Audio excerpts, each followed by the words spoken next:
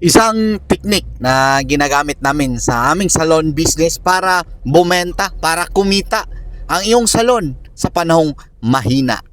Yo, what's up? Magandang morning, no? Time check natin ay 10:35 na ng morning. At ngayong araw na to, pag-usapan natin kung paano makabenta sa panahong ang buwan ay mahina.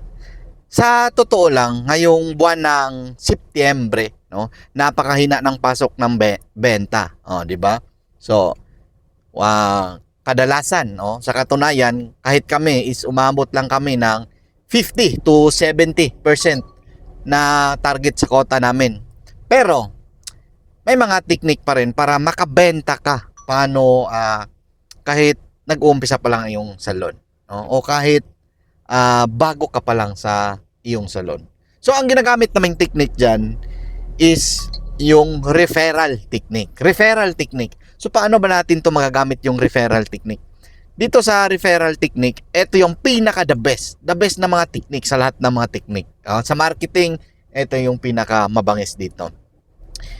Sa salon namin, hindi kami nabubuhay sa walk-in. Yung sa pumapasok, hindi kami ganun kalakas dyan, no? Ang technique namin sa benta na papasok sa aming salon is through referral. Paano to nangyari? Pag meron kayong customer, pag meron kayong sinerbisan ngayon, ibigay nyo lahat yung galing nyo dyan, yung best nyo dyan, ibigay nyo ang lahat ng makakaya nyo. Ang goal, para yung customer ay una, babalik. Pangalawa, magdala ng kasama. Yan yung pinaka the best dyan.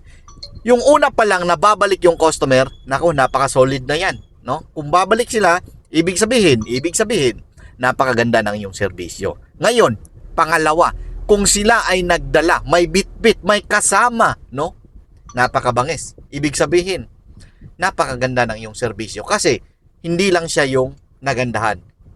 At sa katunayan, pinagyabang pa niya. Binida niya sa iba, di ba? So, napakaganda ng technique na yan. So, sa mga nagsisimula pa lang sa salon business, nag-start pa lang sa salon business, ito yung pinaka trabahuin nyo. Dapat sa loob ng 6 na buwan yung di ba? Rebonding o mga treatment 1 month yan. Dapat sa loob ng 6 na buwan, nagsisimula ka pa ngayon, pinaka main goal mo, yung unan yung customer ngayong buwan na to, kailangan babalik siya sa loob ng 1 taon or sa loob ng 6 na buwan. Or every month, mas maganda. Mas maganda. Sa mga treatment naman, yan yung mga technique. Every month, yan yung mga diskarte natin para bumenta. Kasi yung rebonding, 6 to 1 year yan sa pagkakaalam ko. 6 to 1 year yan. So, ang sikreto, paano makabenta sa panahong mahina? Referral. Paano naman magka-referral kung ang pangit ng gawa mo? Dalawa na nga lang yung customer mo, back job pa yung isa. Paano ka i-refer niyan? Paano ka magbitbit niyan? Paano yung mga customer mo magdala ng bagong client? Diba? Pero, eto sa experience namin, Zell Salon, pang malakasang salon ng Mindanao. Kadalasan sa customer namin, no? Buong pamilya. Buong pamilya yan. Yan yung pagmamayabang ko sa salon namin. Buong pamilya. Or, buong barkada o magkakaibigan. Pero, dun kami talaga sa pamilya. Napakadami naming customer na, una, yung mama niya nandyan. Nanganak. Di ba? May anak. Mga teens pa lang yun. Mga 15. Kasi sa salon namin, meron na kaming 9 years na experience.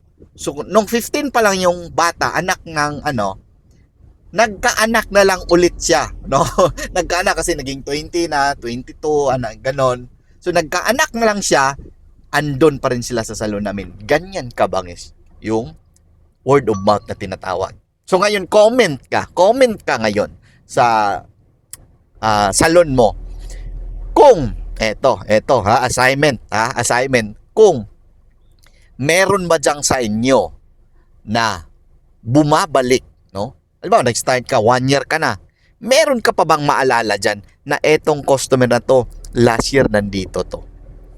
Pag wala, ibig sabihin na yon, walang kwenta yung produkto mo, yung negosyo mo, yung service nyo. Yan lang, good morning, at naniniwala ko na tayo mga salon owner, kailangan nating mag-upgrade, no? Mag-upgrade ng kaalaman. Ikaw ba ay hairstylist, no? Diyan sa inyong salon owner ka, hairstylist ka, mag-upgrade ka. Attend ka ng training, attend ka ng seminar. Ngayon, kung magaling ka na diyan, mag-upgrade ka ulit. Mag-upgrade ka ulit sa paanong paraan?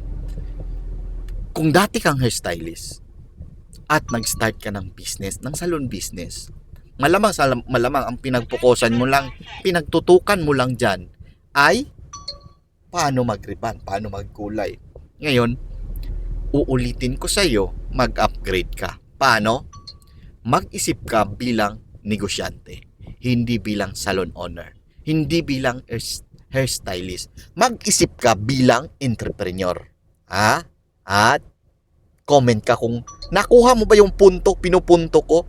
Kasi magkaiba ang hairstylist na owner sa hairstylist na negosyante, na entrepreneur. Magkaiba yung dalawa yon. Magkaiba yun, magkaiba yun.